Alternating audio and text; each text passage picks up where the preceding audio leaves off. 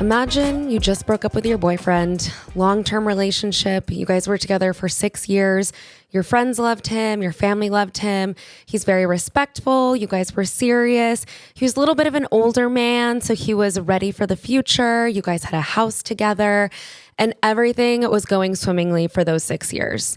However, last year, when it came time to start talking about engagement, marriage, proposal, you just get cold feet and you don't know why, but you just can tell suddenly that this is not the right guy for you. So to everyone's dismay, you break up with him and now you're single again. You're back on the market. You no longer have the stability of this relationship. You're wondering what your future looks like. And like any single girly, you are getting right back onto the apps. You're downloading Hinge. You're swiping on these men. You're seeing what's out there. And then the best possible thing happens. You meet an amazing man on Hinge. And the people who use dating apps know that that doesn't happen very often. So we had low expectations. We're very excited. Our new man, he's taking you out on these nice dates, what dinners, we're going bowling. We have amazing chemistry and you've maybe gone on like 5 or 6 dates with him. Things are looking really positive and overall you're just really relieved and happy that this relationship is going so well. You start to think, okay, I made the right decision ending things with my ex and maybe I can have a hopeful future. So because things are going so well, you're like, maybe I'll take my relationship to the next level. So we're maybe having a little wine with this man. We put on some romantic music. We're going in for a little smooch. And suddenly all of the chemistry leaves your bodies and you're banging into his head. You're hitting his teeth while you're trying to kiss. It's so awkward. Suddenly you just have the ick over everything he's doing. You notice the way that he's scooting over on the couch is weird. Why is he wearing his little toes out with no socks? Like everything has suddenly gone so wrong. You get the ick and you just send him home and you have to rethink everything. You're rethinking these dates that you went on with him. You're rethinking when he is trying to get more serious and ask you to be his girlfriend.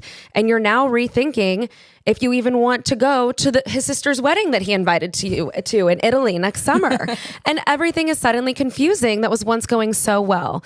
So you're rethinking all of this. You're feeling really weird about it, but you're like, you know what? Let me just get back. Let me get swiping on Hinge again. And then you remember that you were kind of keeping this other guy on the back burner who is a little bit younger, but he's super cute. He's really chill. He's been asking you on dates. And you start to think, maybe I'll entertain this instead. Maybe I'll see what else is out there. And this situation that I've just described is exactly what the Minnesota Vikings are going through in their quarterback room. And of course, the boyfriend that we were really excited about and gave us the ick was Sam Darnold last season. We only were dating him for the season. We didn't know how those expectations would look, but he, against all odds, had an amazing, amazing season with the Minnesota Vikings, his best career season. We're so excited for him. And he unfortunately kind of fumbles in the last game or two of the season, which now are really impacting his odds of getting signed again this year. And the Vikings have just passed up the opportunity to place a franchise tag on him, which means that he will become a free agent if nothing changes on March 12th. And the younger guy waiting in the wings is, of course, JJ McCarthy, who we know and love as the 10th overall draft pick last year. He's ready. He's ready, and he's been begging to take them out. He said, I just borrowed mom and dad's car. I can take you to nice places. I got the Amex, baby. Like, give me a chance. And so now the Vikings are not decided on what they're doing. But they've let Sam Darnold know, we don't want you to be our boyfriend right now. Yeah. That could change. They could work something out in free agency, but they do have something nice to fall back on, which is the JJ McCarthy of it all. And let's be honest, wouldn't you want the younger, hotter? I'm just kidding. I mean, sometimes you do. Sometimes you do. I just feel so bad because Sam Darnold, he had such an incredible season, but what everybody will remember him by is how he finished it. Yeah. And as we all know, they lost to the Lions, which prevented them from going on to the NFC Championship, to the Super Bowl. Yeah. They lost to the Rams too, which was not expected at all. And to the Rams. So at that point, right now, Sam Darnold's stock is a little lower than how it was in the middle of the season. And who's waiting? Oh, the hot young, the hot young little man in the corner over there with his headphones on, and he's meditating. He's listening to Bob Marley. And suddenly you're like, yeah, you know what? I will go on the yoga retreat with you this weekend. Yeah. Because he is offering me something that, you know, Sam Darnold, they say you can't come back from the ick. Yeah. And right now, the Vikings have the ick with Sam Darnold. Yeah. They have declined, again, the franchise tag. And if you guys don't know what a franchise tag is, it's essentially every team gets the opportunity to place one franchise tag on one player who will become a free agent. And that basically means you're stuck with us for another year. And teams will do it to kind of avoid long-term commitment and signing them to like a 4-year deal because they're not totally sure yet, but it keeps the talent. And then they also have to pay them, I believe it's like the top 5 position payments are then average, like the top 5 quarterback yearly salaries. Take the average of that. That's what you would have to pay Sam Darnold. Yeah. So for quarterback specifically, the tag would have been a $40 million salary that they're paying him for this year. And last year they got away with only paying him 10. So they're kind of like, you gave us the ick. You kind of ended the season way worse than you played the entire time. And this is when it mattered most, and you choked. And it sucks because there are so many players who will do so well, and then you put them in a high pressure situation like against the Lions, in the playoffs against the Rams, and then they don't perform like you know that they're capable of. And it's hard because it doesn't look like them, but some players can't get past the pressure of those big games. And when you have people like Justin Jefferson, who's one of the best players on your team, if not in the NFL. And then you also have guys like Addison, and these guys are ready to win. And when you don't have a quarterback that can finish in those big moments, in those games that matter, the team and the coaches are going to be looking elsewhere. And it's unfortunate because we see a resurgence with some of these like mid-aged quarterbacks, like Baker Mayfield, that has had a really great season. I would put Kirk Cousins in that category, but he's also kind of, you know, things are up in the air with him as well. Yeah. So we're going to follow this really closely. I don't know what this will, you know, what ultimately the Vikings will decide. But of course, when you have that, you know, that second string in JJ McCarthy that's waiting, who's ready for his moment to shine. I mean, I can see them almost doing a similar situation that they had with the Steelers, where they had Russell and then Justin Fields. Like, I wonder if they kind of teeter-totter between two quarterbacks. It would be interesting. I don't think that we'll see them picking up another like young quarterback in this draft class. They have other problems and other players to, you know, to fill the gaps on. But time will only tell. The question is, will JJ McCarthy be sharing that spotlight with anybody, or will he be getting the limelight? I know. And when you think about the start to last season, obviously JJ McCarthy was drafted in the top 10, or the number 10 position, one of the top quarterbacks drafted. Yeah. And a lot of people assumed he'd be starting for the Vikings, but then they signed Sam Darnold, and JJ McCarthy ends up getting injured in the preseason. And so even if they wanted to do maybe last season, even like a little bit of a Steelers, Justin Fields, Russell Wilson situation, they were not even given that opportunity because JJ McCarthy is injured all season. Yeah. But he's also getting stronger because he's watching and he's getting more experience, and he's not just this young kid who's getting thrown into starting his first games in the NFL. He's on the sidelines. He's studying the tape. He's learning the culture, like getting to know the team more.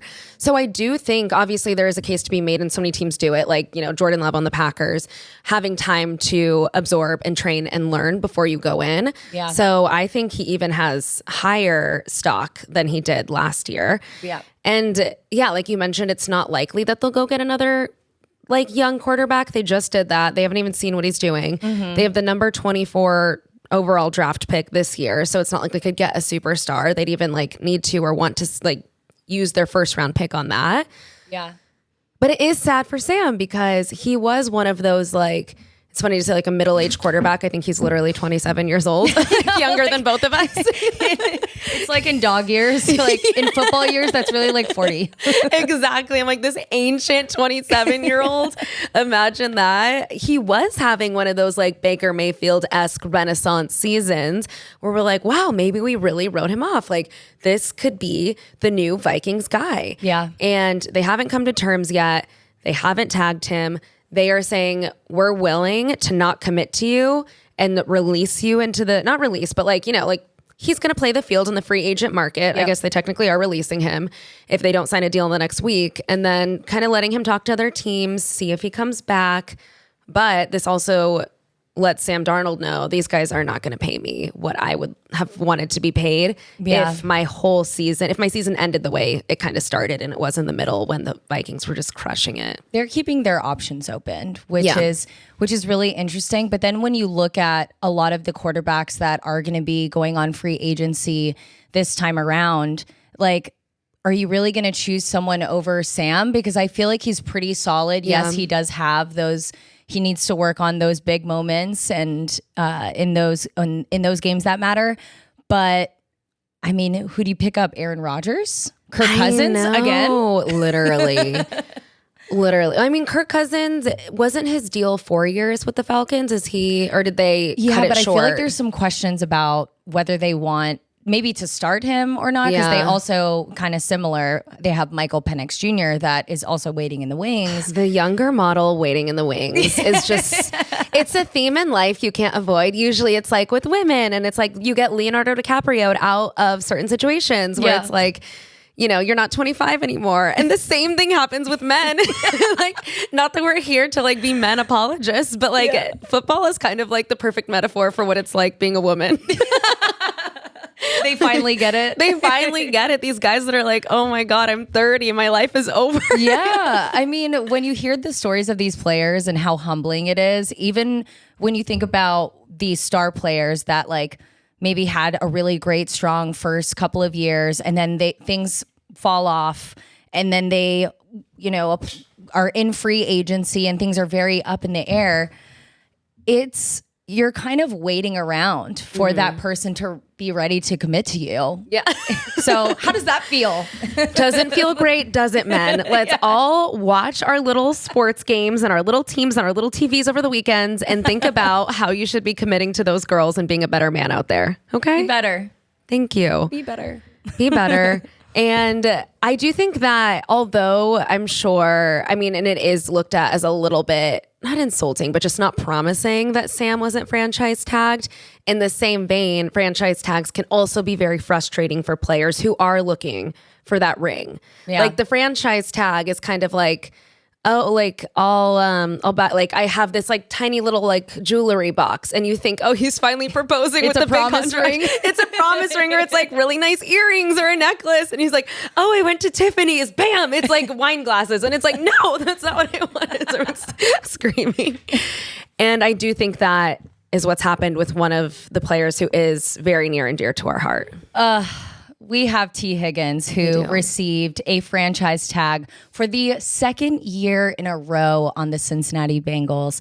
And while selfishly, I'm kind of excited about it. You get to keep him around. We get to keep him around a little longer. But in the same vein of our dating analogy here, we're really keeping Tee Higgins in the friend zone. And that's what's really sad about it, because they basically said last year, we're going to put the franchise tag on you. And I'm sure in his mind, he's thinking, okay, I got to prove myself. Yeah. And over the past few years, he has had some injuries. But when he was back last year, he came in the clutch, especially when you saw Jamar Chase get double teamed in multiple games. Like, that's just their offensive strategy is, okay, Chase is first guy. If he's not available, I'm going to go to T. Yeah. And not only that, he's 6'5", I believe. So he is a tall man. He can reach up for that ball. And I know a lot of teams want him. I know that there's been some rumors around the Patriots and even the Chargers. Oh yeah, we want him bad. And honestly, I would love that. Give us that 6'5" king right over here in our little hands. Like if Tee Higgins can move closer in proximity to us, maybe a future guest. Oh, T, welcome to the show. But think about it. He'd be right here practicing in El Segundo. That's where they practice, right? Exactly. We'd be bumping shoulders down in the South Bay. It'd be great. But unfortunately, that has to wait one more year. The tag has been placed. The tag has been placed. And as we all know, for the franchise tag, the deadline or the franchise day was yesterday, I believe. Tuesday. Yes, it was yesterday. And when I did a quick assessment on who was franchise tag, I think there was only 2 this year across the entire NFL. Small. And as we all know, each team only gets 1.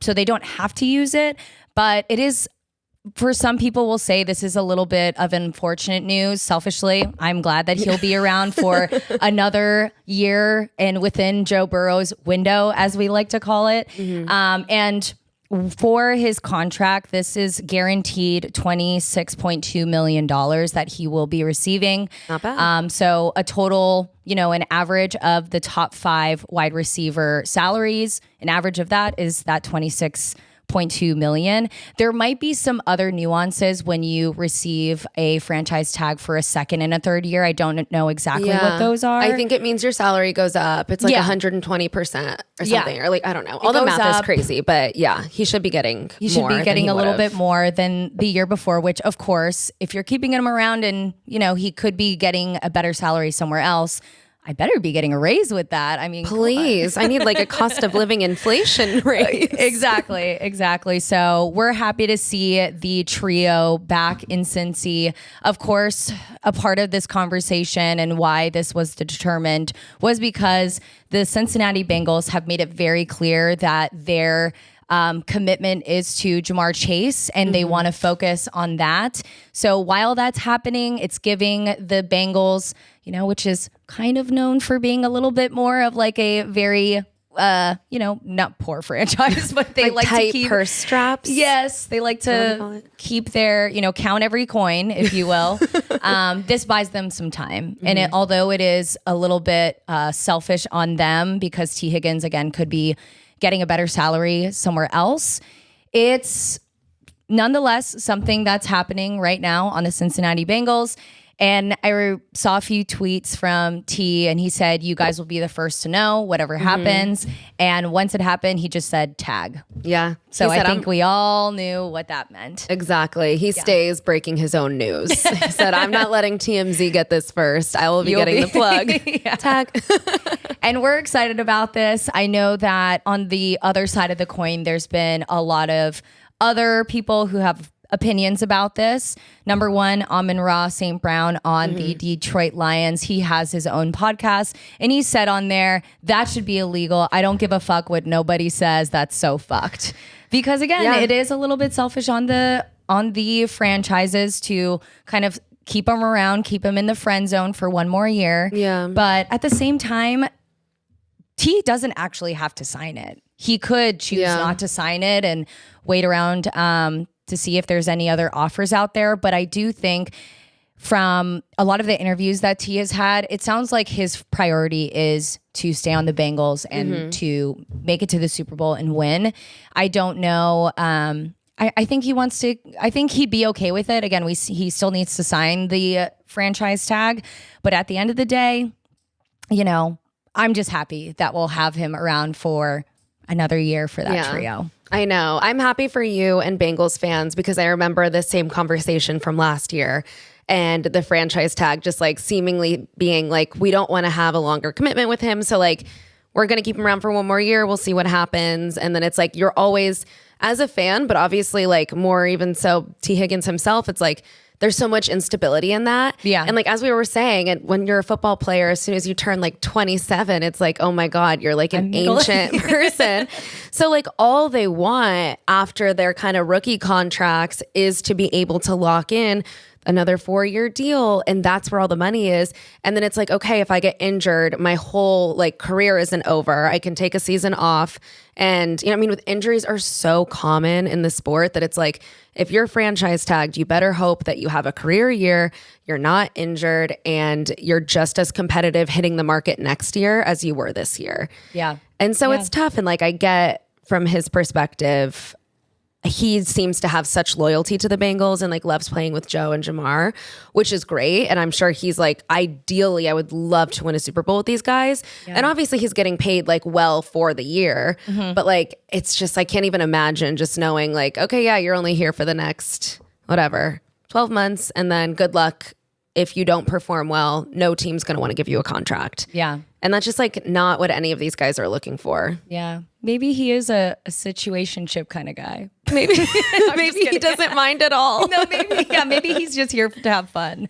And then he's like, you know what? I'll take my 26 mil and I'll play with my best friends. Still and good money. I mean, who are we to say 26 mil? Oh, poor Tee Higgins. Like, he's doing fine. Yeah. And he would have been a very highly sought after contender in the free agency market if he was just let go and not tagged. But now the Bengals are basically saying, even though you're in the friend zone, you're not allowed to leave. Yeah. Gotta wait one more year. One more year, buddy. And it was Ocho Cinco that said this was the friend zone situationship. And I mean, I see it. I see it, but we're sticking around for the friend zone with Tee Higgins. I'm super excited about it. Yeah. And the Bengals, I hate to be, but like, you know, he's my guy. He's got to stay one more year. Exactly. And then go to the Chargers. I'd be happy with that. That's he has to stay within this family. Yes, exactly. The Chargers want him, but also, yeah, happy for him, happy for you. The Bengals offense is iconic, and he gets to like continue to be a part of that and continue to be successful. Yeah. And shout out Sam Hubbard. He retired today. Oh, talking about middle age. He's 29. Imagine retiring at 29. Yeah. Please, Sam. That is so funny. I saw all of those posts today. I had no idea he was 29. 29. In my mind, I saw retired, and I was like, oh, maybe he's 40. No, 29. One of us just unemployed with millions of dollars. He's probably going to play a lot of golf. That's so nice. Good for him. Yeah. Happy for you, Sam. Well, that is some of our biggest stories when it comes to the franchise tag. And I know we'll have a lot of free agency stuff to discuss next week as all chaos breaks loose, the free agency frenzy, as they call it.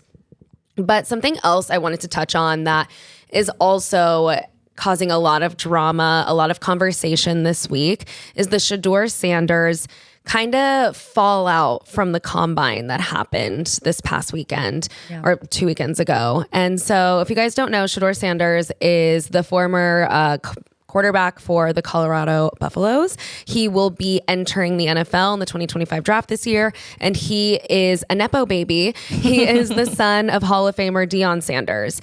And Deion Sanders is very, very well known in the NFL. He is kind of known for being a little bit of he's very full of himself. He like says, you know, things to like hype himself up and maybe rub some people the wrong way, but you cannot deny this man's talent.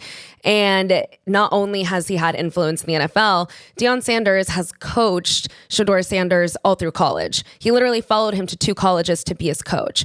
And so the Nepo baby in him is running deep. But the Nepo is Nepoing. The Nepo is Nepoing. He said, look, I don't trust anyone else with my son.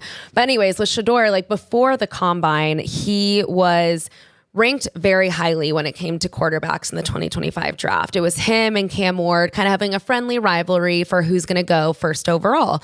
And so Cam Ward, he was the quarterback for Miami. These two, they didn't participate in any drills at the combine, which is common for some of the best players. Like they feel like they maybe want to do their home like college day of the workouts, or they would rather, that's what it's called. They want to do pro day. They don't feel the need to like do all the workouts at the combine, but they still will interview with coaches. They'll go and have press conferences. And that is what has kind of sparked a bigger conversation. So what I'm talking about is there were reports of a quarterback coach for one of the teams that's drafting in the top 7 that said that during their interview with Shedeur Sanders, he was brash and arrogant. And essentially what this is now being looked at is kind of like a smear campaign on Shedeur Sanders.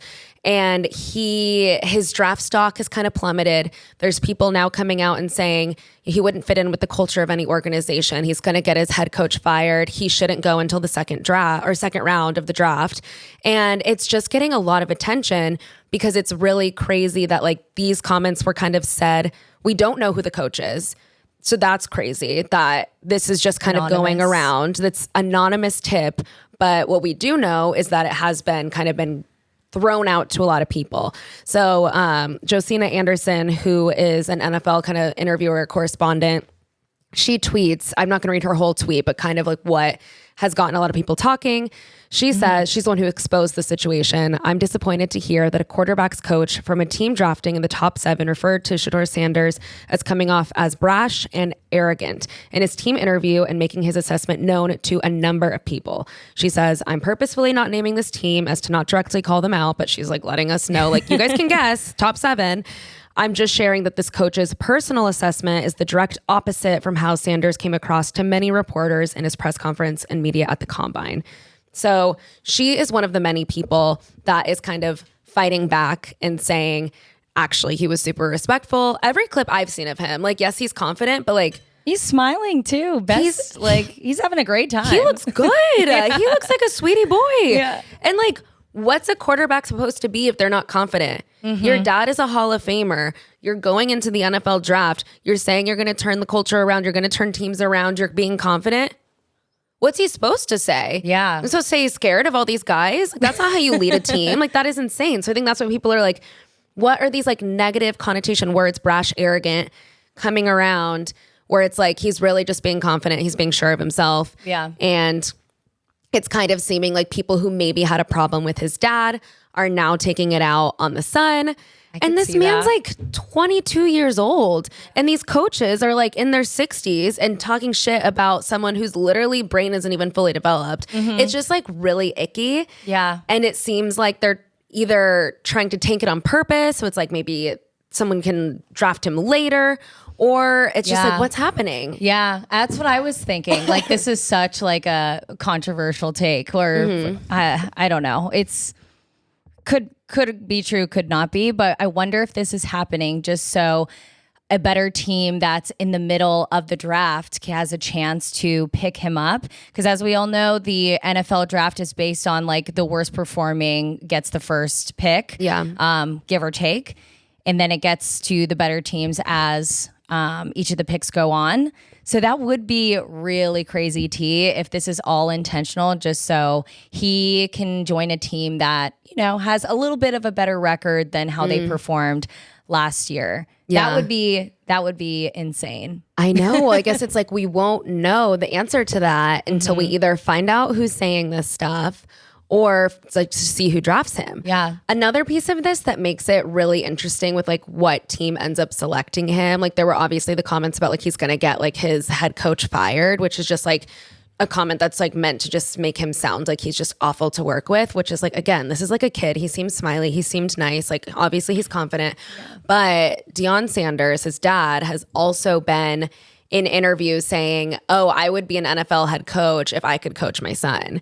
And so now people are speculating, like, could there be some insecurities around certain NFL head coaches? Obviously, it's such a hard job. They get fired all the time. They're probably thinking like, my job's at stake if I do draft this guy because I know his dad will want to coach the team.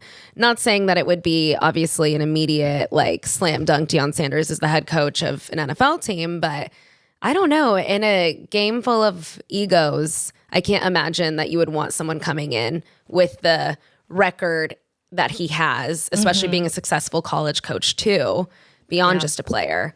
Like that he'd be like, I want your job. I'm going to take it. And I mean, who's stopping him, really? If he was successful at taking 2 head coaching jobs that his son was playing at, what makes you think he will stop there? He won't. I think it's very, very possible that that's right around the corner. And maybe it's not his own son's team, but maybe it's a different team. Wasn't there some rumors that they wanted Deion Sanders to be the head coach for the Raiders? Like that happened last year. I think that is the next step for Deion. How he will get there, time will tell. But another thing that I was thinking about, I have also gotten the same sentiment around Shedeur and like seeing him do interviews. He seems like on camera a very respectful guy, like in a good mood, very confident. But one take that I have about not participating in the combine does have a little bit of a sense of arrogance to it. Yeah, because unless you're injured, that's a totally different story. And usually a lot of the players are saving their energy and their time for the pro day. If they're injured, sure, that's fine. But in my eyes, this is the NFL. And if you're that confident, you will do well in the combine as well. And that will only make your stock better. That only cements how good of a player that you can be. Totally. And we saw with Caleb last year, I'm not sure exactly like where he ranked in the combine. Oh, he didn't even do the combine last year. That's what I was going to say is I feel like there's so many parallels between how Caleb Williams was showing up last year. Yeah. Didn't do the combine, just did the pro day, right? Yes. And I don't remember it being that big of a deal last year. And also, he was fully in interviews being like, I'm going to turn the whole franchise around. He was so confident. Yeah. He was so full of like, just like confidence in himself that he was going to be able to do it. And I feel like Bears fans were eating it up. They were like, thank God we want you to turn around the franchise. We love this guy. He was getting so celebrated, so talked about. Like, yes, there were comments of like, oh, this guy is a little cocky, but it was more in a way that was like, that's who we want. We need someone with confidence to come in because you can't be a 22-year-old joining a roster of men up until their 30s and like expect to be seen as a leader if you're timid and scared and like don't have that. So I'm like, I feel like he's taking, obviously, I don't know, like it seems like two very talented quarterbacks. I don't remember this being as big of a deal with Caleb Williams last year. And it seems like it's very similar in terms of their delivery with some of this stuff. I remember it being talked about, but this is on a whole new level. Yeah. And probably it is the nepotism of it all. I think it's a lot to do with his dad. Yeah. Because they've been in the headlines for a while now. With him playing in college, and we see them literally in commercials. Yeah. So of course, like I think that in some ways they're not easy targets, but like they're going to be talked about. So I'm sure that has something to do with it too. Yeah, it is giving like people don't like his dad. They don't want his dad coming around the team. And so they're taking it out now on this young kid, which sucks because they're saying things not about his dad, but they're saying things about him. Like he's an arrogant guy. He's going to ruin the culture. He's going to get his head coach fired. And it's not his fault. Obviously, he's benefiting from nepotism in terms of talent and just like name like recognition.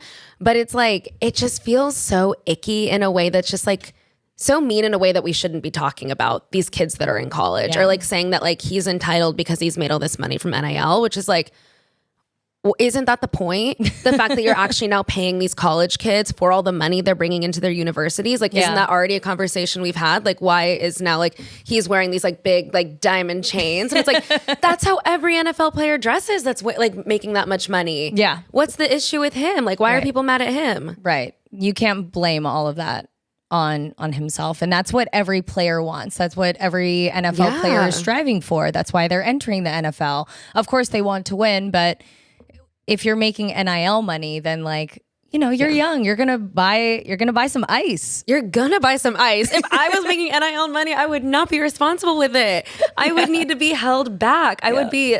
Also, I'm like, if my dad was Deion Sanders, if I am this amazing quarterback, if I'm making all this money, I'm going to be so cocky. I'm sorry.